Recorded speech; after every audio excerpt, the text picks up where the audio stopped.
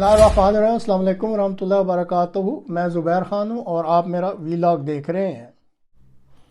मज़हर अब्बास पाकिस्तान में सच्ची और खरी सहाफ़त के मैदान का एक बड़ा नाम है। वो वक़्त पर सच बोलने को ही दुरुस्त समझते हैं और अब अपनी किताब की रूनुमाई पर दुरुस्त वक्त पर सच बोल रहे हैं। सिलेक्टर्स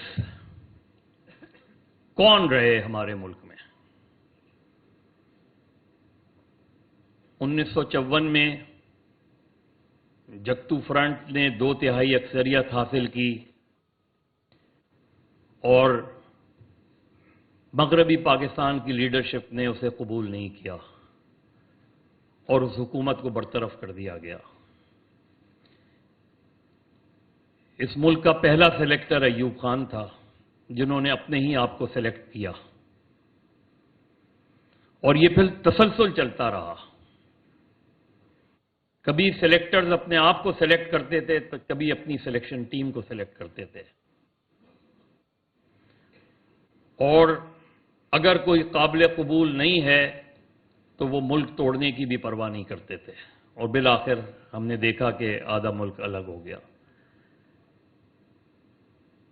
तो इस किताब का उन्वान यही है कि इस मुल्क के सेलेक्टर्स वो हैं जो यहां सियासी जमातें बनाते हैं, सियासी जमातें तोड़ते हैं, हुकूमतें बनाते हैं, हुकूमतें तोड़ते हैं। कभी कोई बदउन्वान हो जाता है और फिर वही अहल हो जाता है और दूसरा नाअहल हो जाता है। इसी वजह से इस मुल्क में जमहूरियत मजबूत नहीं हुई। इस किताब को लाने का एक मकसद ये भी था, क्योंकि अब इलेक्शंस होने वाले हैं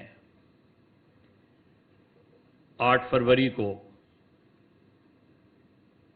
कहने को इलेक्शन है, लेकिन यहां बैठे हॉल में तकरीबन हर आदमी को पता है कि सिलेक्शन होने जा रहा है।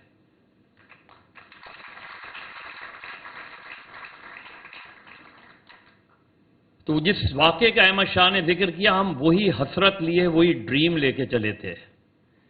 गए, गांव देहातों में गए, लोगों से बैठ के बात की, चाहे वो नवाब शाह हो, लाड़काना हो, मुल्तान हो, रहीम यार खान हो, फैसलाबाद हो। तो मैंने कहा कि बाय रोड चलें, क्योंकि 11 साल के बाद इस मुल्क में जमहूरियत आ रही है। और फिर हम लाहौर पहुंचे तो बेनज़ीर भुट्टो ने मुझसे कहा कि क्या सिचुएशन है। मैंने कहा वहां तो सब हार रहे हैं। कहने लगी what do you mean by that? मैंने कहा जतोई भी हार रहा है, पीर पगाड़ा भी हार रहा है, सुल्तान चांडियो भी हार रहा है। उसने कहा यू मस्ट बी किडिंग, कैसे हो सकता है पीर पगाड़ा हार जाए? मैंने कहा पीर पगाड़ा हार रहा है क्योंकि उसके पीर जो है वो हमसे कह रहे हैं कि ये वोट भुट्टो का वोट है। जाहिर है भुट्टो को फांसी हुई थी 88 में। मैंने कहा जतोई के गांव देहात में ट्रैक्टर चलाने वाले के ट्रैक्टर के ऊपर पीपल्स पार्टी का झंडा लगा हुआ था। उसने कहा हमने साईं से कह दिया साईं ये वोट भुट्टो का वोट है।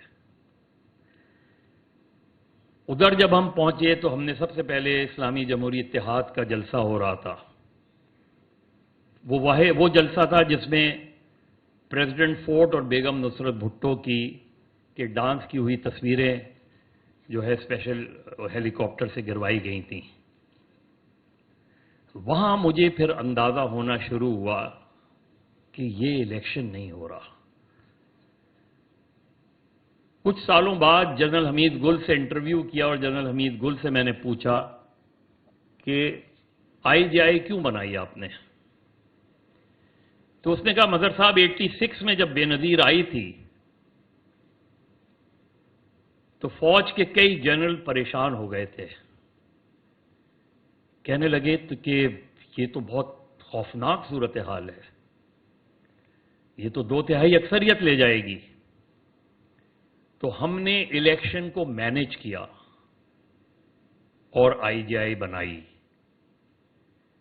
88 में आईजीआई बनती है, 90 में असगर खान केस सामने आता है, 93 में एक जनरल साहब सबको बैठा के प्रेसिडेंट और प्राइम मिनिस्टर रिजाइन करता है, और ये सिलसिला आज तक चल रहा है।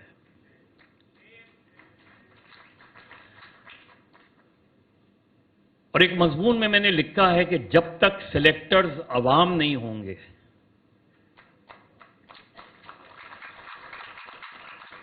اس وقت تک اس ملک میں الیکٹڈ لوگ نہیں آئیں گے.